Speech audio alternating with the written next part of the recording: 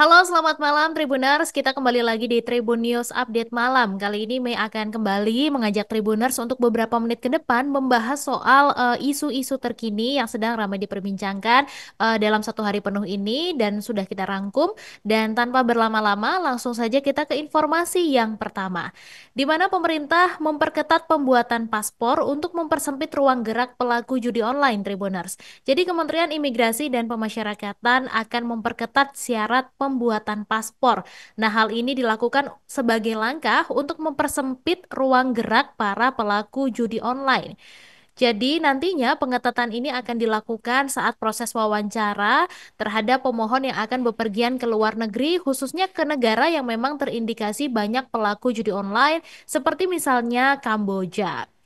Kemudian, di samping itu nanti Ditjen Imigrasi juga akan berkoordinasi dengan pihak-pihak terkait seperti bandara dan maskapai mengenai penerbangan-penerbangan ke Kamboja. Nah, untuk informasi Tribuners, baru-baru ini memang Barreskrim Polri sudah menetapkan 11 tersangka dalam kasus perjudian online yang mengelola 3 situs, di mana Dirti Pit Cyber Barreskrim Polri Brigjen Himawan Bayu Aji mengatakan 11 tersangka itu mengelola 3 situs judol berbeda yang beroperasi nasional bahkan hingga internasional. Kemudian tersangka MIA katanya juga sudah ditahan di Rutan Barreskrim Polri sejak tanggal 17 Desember 2024. Kemudian ada eh, 5 orang tersangka juga dengan inisial HNB, IS, SR, RSS, dan HJ. Dan kelimanya ini ternyata sebagai pengelola situs judi online RGU Casino. Polri juga menetapkan 4 tersangka selaku pengelola website yang berkaitan dengan tindak pidana pencucian uang. Satu di antara tersangka adalah residivis perjudian online tahun 2023 yang ternyata telah divonis 7 bulan. Oke, kita beralih ke informasi selanjutnya, Tribuners. Kali ini soal polisi yang tewas di tangan bandar narkoba. Jadi ternyata dia sempat, almarhum ini sempat memberikan pesan terakhir begitu kepada eh, korban, pada pacarnya, di mana korban ini adalah Bribda Faras Naban Atalah, anggota Satres Narkoba Polres Lahat, yang terluka akibat sabetan benda tajam dari bandar narkoba. Dia meninggal dalam tugas setelah diserang menggunakan senjata tajam di Kabupaten Lahat. Keluarga dan rekan kerja tentunya terpukul atas kejadian nahas tersebut, termasuk Tita, sang kekasih dari Bribda Faras. Jadi Tita ini mendapat kabar kematian sang kekasih ini dari temannya, di mana kabar itu seperti petir di siang bolong bagi Tita, Tribunars. Jadi hubungannya dengan Ayas ini memang sudah tidak main-main karena mereka memang sudah juga membicarakan untuk merencanakan soal pernikahan, dan pernikahan ini katanya akan digelar setelah Tita lulus kuliah. Kemudian Tita ini juga flashback begitu Tribuner saat terakhir kali bertemu dengan sang kekasih, yaitu pada 10 Januari 2025 lalu, di mana saat pertemuan itu Bribda Faras ini terlihat berbeda dari biasanya. Katanya ada tatapan kosong dan juga tidak aktif lagi di media sosial. Dan ada satu pesan dari Bribda Faras yang membuat Tita ini pada saat itu menyimpan menyimpan pesan seperti firasat begitu ya. Dia bilang bahwa eh, Tita ini untuk apa-apa bisa sendiri, jangan manja lagi. Nah, itu bak firasat juga untuk Tita bahwa sang kekasih ini akan meninggalkannya untuk selama-lamanya. Kemudian juga ayah dari Bribda Faras yang juga merupakan anggota polisi, yaitu Kompol Ahmad Fauzi, juga berusaha tegar menerima kenyataan atas kematian anak laki-lakinya. Namun tidak bisa dipungkiri bahwa kesedihan memang memenuhi perasaannya, dan saat ditemui juga matanya terlihat sembab. Dan pantauan di rumah duka, pelayat ini terus berdatangan menyampaikan ucapan duka cita, Tribuners. Kemudian juga pihak keluarga tadi masih menunggu jenazah Bribda Faras ini yang masih dalam perjalanan dari Lahat menuju ke Palembang. Dan rencananya jenazah Bribda Faras ini akan dimakamkan di TPU Kebun Bunga Sukarami, Palembang. Sebagai informasi juga Tribuner, selain Bribda Faras, ada dua personel lainnya yang juga mengalami luka serius dan masih menjalani perawatan di rumah sakit di RSUD Lahat, tepatnya setelah kejadian penggerebekan terhadap seorang bandar narkoba tersebut. Dan saat ini pelaku penikaman diketahui sudah diamankan dan masih menjalankan pemeriksaan di Polres Lahat. Kita beralih ke informasi selanjutnya, Tribuners, di mana ada pasien rumah sakit jiwa di Solo yang kabur dan menceburkan diri ke sungai dan akhirnya ditemukan tewas di Bengawan Solo.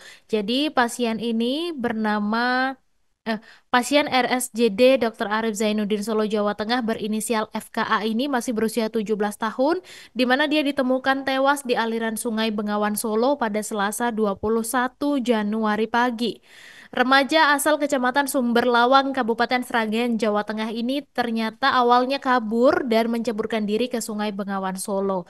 Jasad korban ini ditemukan oleh warga yang pada saat itu hendak memancing di Sungai Bengawan Solo. Kapolres Sragen AKBP Petrus Parningotan Silalahi mengungkapkan bahwa jenazah FKA ditemukan mengambang di aliran sungai pada pukul 8 pagi, Tribuners.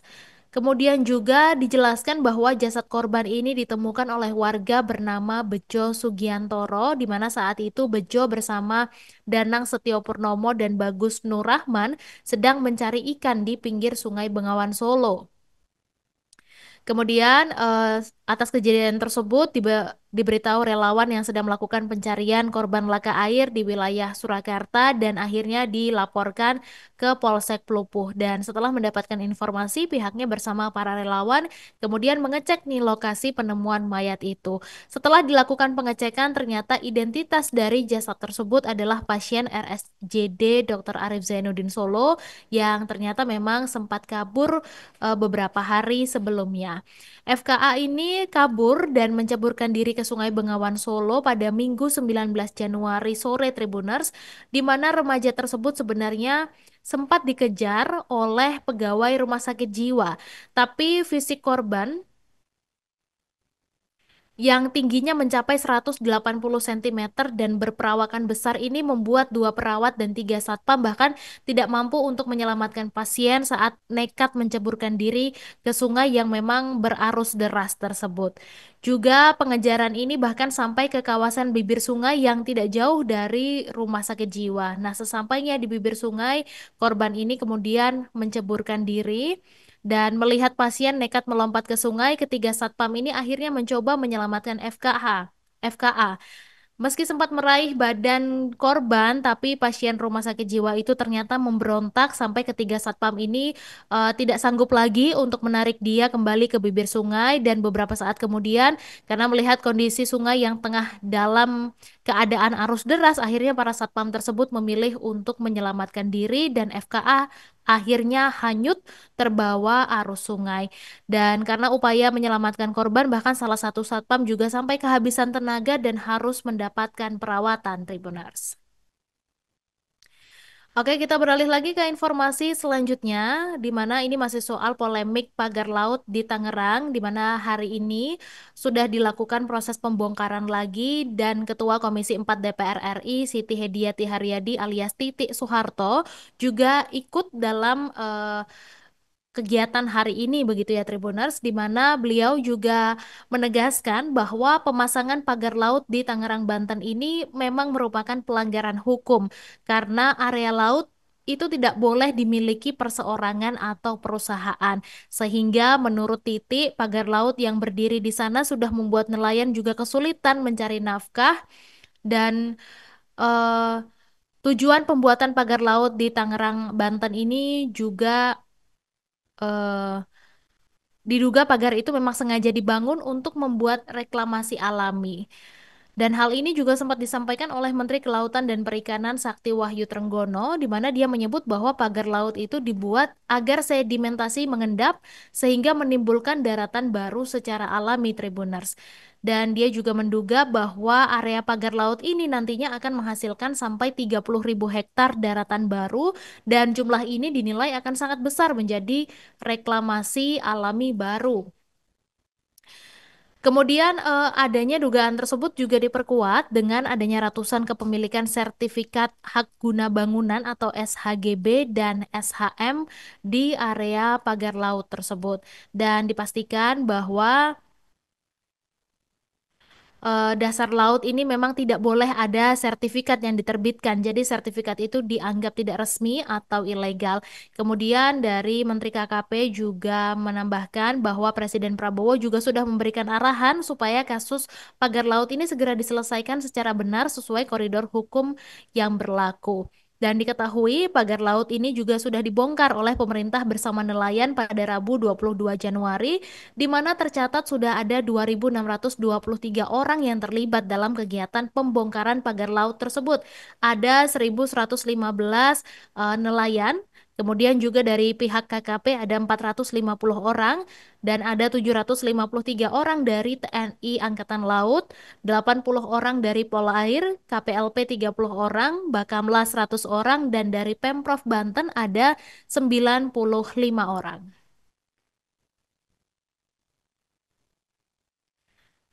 Kemudian kita beralih ke informasi selanjutnya, Tribuners, kali ini soal buronan Harun Masiku yang memang belum diketahui di mana keberadaannya.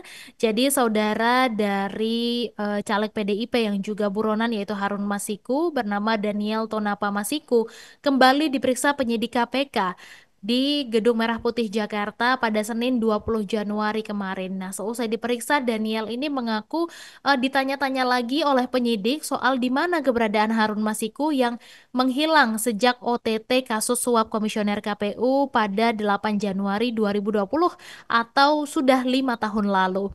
Dan pada pemeriksaan kali ini, Daniel ini mengaku tidak mengetahui keberadaan saudaranya itu di mana, dan juga dia mengaku lelah karena sudah beberapa kali diperiksa pihak KPK atas kasus yang menjerat saudaranya yaitu Harun Masiku. Dan dari Daniel sendiri mengaku secara pribadi memang merasa dirugikan dengan kondisi seperti ini karena bolak-balik diperiksa dan menghabiskan waktu, juga pekerjaannya terganggu begitu. Kemudian Daniel juga berharap bahwa Harun Masiku ini dapat segera ditangkap Tribuners agar kasus korupsi yang menjeratnya dapat segera diselesaikan. Kemudian juga Daniel ini mengaku kalau dia nggak mampu juga untuk mendeteksi keberadaan Harun Masiku dan sempat menyinggung pernyataan pimpinan KPK yang katanya pernah mengatakan akan menangkap Harun Masiku dalam kurun waktu 1 minggu. Tapi hingga saat ini Harun juga masih belum bisa ditangkap. Nah, terkait hal tersebut, menanggapi keluhan tersebut, Ketua KPK Setio Budianto ini menyarankan Daniel Masiku untuk melaporkan ke Dewan Pengawas KPK bila memang keberatan begitu untuk berkali-kali diperiksa oleh KPK. Karena menurut Setio, Daniel ini bisa melapor ke Dewas KPK jika penyidik memang melakukan perbuatan di luar konteks penegakan hukum yang seharusnya. Dan Setio juga mengaku akan mengecek Tribuners kebenaran pengakuan dari Daniel ini bahwa memang dia katanya telah berkali-kali diperiksa oleh penyidik sebagai saksi kasus suap yang menjerat saudaranya Harun Masiku dan menekankan bahwa informasi yang diperlukan penyidik apabila memeriksa seorang saksi berkali-kali. Oke, kita beralih ke informasi selanjutnya Tribuners, di mana ini adalah kepuasan publik atas kinerja Prabowo di mana 100 hari pemerintahan Prabowo Gibran. Dan anggota DPR RI dari fraksi Partai Demokrat yaitu Fatih memberikan apresiasi nih atas tingginya tingkat kepuasan masyarakat terhadap kinerja pemerintahan Presiden Prabowo Subianto dan Wakil Presiden Gibran Rakabuming Raka. Termasuk juga Menteri Koordinator Bidang Infrastruktur dan Pembangunan Kewilayahan Agus Harimurti Yudhoyono. Nah, berdasarkan survei terbaru, tingkat kepuasan publik terhadap pemerintahan ini khususnya di bidang infrastruktur dan pembangunan wilayah memang berada di atas rata-rata Tribuners. Legislator yang membidangi keuangan dan pembangunan ekonomi ini juga menyoroti peran dari AHY dalam mengakselerasi pembangunan infrastruktur yang inklusif dan berdampak luas di mana AHY ini dinilai berhasil untuk memastikan pemerataan pembangunan sampai ke daerah-daerah juga menciptakan dampak positif bagi perekonomian lokal dan kesejahteraan masyarakat. Fatih ini juga menegaskan bahwa kepuasan masyarakat ini harus menjadi dorongan Tribuners bagi semua pihak, khususnya di parlemen, untuk terus mendukung kebijakan strategis yang membawa manfaat bagi masyarakat luas. Dia juga mengajak seluruh elemen bangsa untuk terus bersinergi dalam membangun Indonesia yang lebih maju dan sejahtera. Kemudian dengan pencapaian ini, Fatih juga berharap pemerintahan Prabowo Gibran dan kementeriannya, termasuk AHY tentunya, dapat terus menjaga kinerja positifnya dan membawa Indonesia menuju kemajuan yang lebih besar. Sebagai informasi Tribuners, dalam 100 hari kinerja Prabowo Gibran ini sudah keluar hasil survei yang menunjukkan bahwa 80,9% responden ini katanya puas dengan kinerja pemerintahan Prabowo Gibran. Kemudian dalam 100 hari masa pertama pemerintahan Presiden Prabowo Subianto dan Wakil Presiden Gibran Raka Buming Raka biasanya akan mencerminkan bagaimana proyeksi pola kepemimpinan dan pemerintahan ke depan. Direktur Imparsial Ardi Manto Adiputra menyampaikan sejumlah hal terkait bidang pertahanan pemerintahan Prabowo Gibran Tribuners. Jadi menurutnya, hal ini dapat dilihat secara nyata dari beberapa hal. Yang pertama yaitu dui fungsi TNI yang menguat dengan penempatan prajurit TNI yang aktif dalam jabatan sipil. Kemudian juga pengangkatan Mayor Teddy sebagai sekretaris kabinet yang merupakan bentuk pelanggaran nyata terhadap Undang-Undang Nomor 34 Tahun 2004 tentang TNI terkait penempatan personel militer aktif di jabatan sipil. Kemudian juga sekretaris kabinet ini katanya tidak termasuk dalam instansi yang diperbolehkan untuk diduduki oleh prajurit TNI aktif. Jabatan yang boleh diduduki oleh TNI aktif yaitu pada kantor yang membidangi koordinator bidang politik dan keamanan negara, pertahanan negara, sekretaris militer presiden, intelijen negara, sandi negara, lembaga ketahanan nasional, Dewan Pertahanan Nasional, SAR Nasional, Narkotika Nasional, dan Mahkamah Agung. Dan dia juga menjelaskan meskipun pembentukan Dewan Pertahanan Nasional ini sudah dimandatkan dalam Undang-Undang Nomor 3 Tahun 2002 tentang Pertahanan Negara, namun dalam pasal 3 huruf F Perpres Nomor 202 Tahun 2024 yang menyatakan bahwa DPN ini memiliki fungsi lain, yaitu fungsi yang diberikan oleh Presiden untuk memberikan kewenangan yang sangat luas terhadap DPN dapat menimbulkan multi interpretasi. Kemudian kita beralih lagi ke informasi selanjutnya Tribuners, di mana Presiden Prabowo ini mengaku dibisikkan oleh para menteri untuk janji tidak mengimpor jagung, beras, dan garam pada tahun ini. Jadi Presiden Prabowo mengaku menerima laporan dari jajaran Menteri Kabinet Merah Putih tidak akan melakukan impor jagung beras hingga garam pada tahun 2025 ini. Hal ini disampaikan oleh Presiden Prabowo saat sidang Kabinet Paripurna pada Rabu sore tadi, Tribuners, di kantor Presiden Istana Negara Jakarta. Nah, sidang ini juga dihadiri oleh semua Menteri Kabinet Merah Putih, di mana beliau mengungkapkan bahwa berterima kasih kepada jajaran para menteri yang sudah melaporkan bahwa tahun 2025 ini tidak akan mengimpor beras, tidak akan mengimpor jagung, dan juga tidak akan mengimpor garam lagi. Pihaknya juga menargetkan agar Indonesia ini bisa swasembada pangan dalam pemerintahannya dan mengharapkan Indonesia bisa memberikan makan masyarakat Indonesia tanpa impor. Karena itu, Presiden Prabowo mengatakan pihaknya senang dengan kabar jajaran menteri yang berjanji akan berhenti untuk melakukan impor pada tahun ini. Dan beliau juga menambahkan swasembada pangan ini menjadi penting di tengah ancaman krisis dunia karena nantinya banyak negara yang menyetor keran ekspor saat sedang mengalami krisis. Jadi dijelaskan bahwa dalam krisis dunia tidak ada negara yang mengizinkan pangan keluar dari negaranya dan hal itu merupakan hukum sejarah dan kriteria selanjutnya harus bisa menghasilkan terobosan teknologi, berarti pengeluaran investasi untuk sumber daya manusia, untuk pendidikan, untuk sains dan teknologi ini termasuk sesuatu yang vital dan sesuatu yang harus sama-sama dijalankan.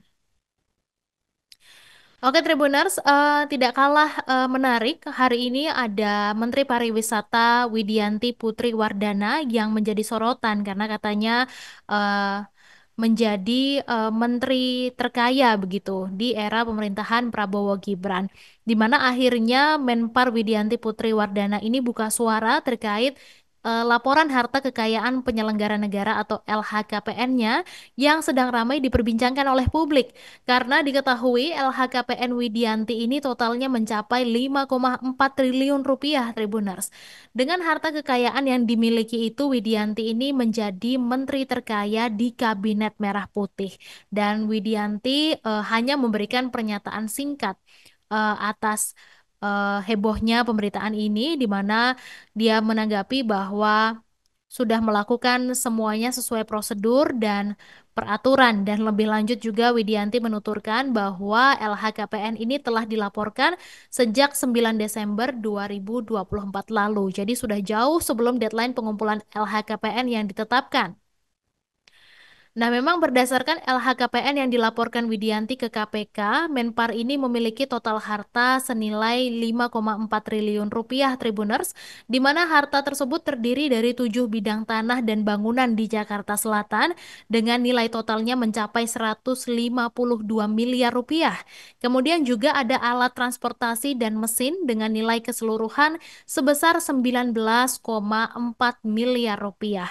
Serta ada juga beberapa mobil mewah, dan tidak hanya itu, Widianti ini juga memiliki harta berupa surat berharga sebesar 5 triliun rupiah dan harta bergerak lainnya 43,8 miliar rupiah dan kas setara kas sebesar 67,1 miliar rupiah.